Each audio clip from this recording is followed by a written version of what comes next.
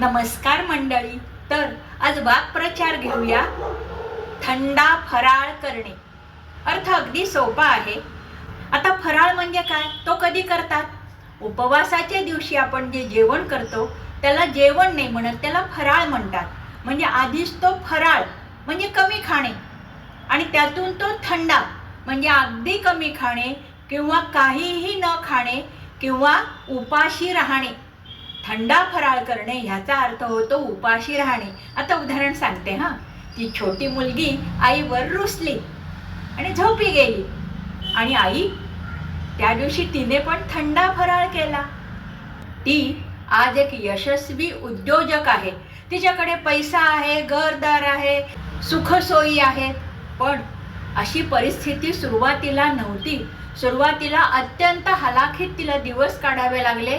कित्येक दिवस थंडा फराळ करून दिवस काढावे लागले. तो ट्रिपला गेला आणि मित्रांच्या नादानी म्हणा काही म्हणा इतकं आबरट चबरट खाण्यात आलं की पोट बिघडलं. गेला डॉक्टरांकडे आणि डॉक्टरांनी त्याला लंघन करायचा म्हणजेच थंडा फराळ करायचा सल्ला दिला. मंडळी, अर्थ कळला असेल तर लाईक, शेअर, सबस्क्राईब करा आणि हो, कॉमेंट करायला विसरू नका.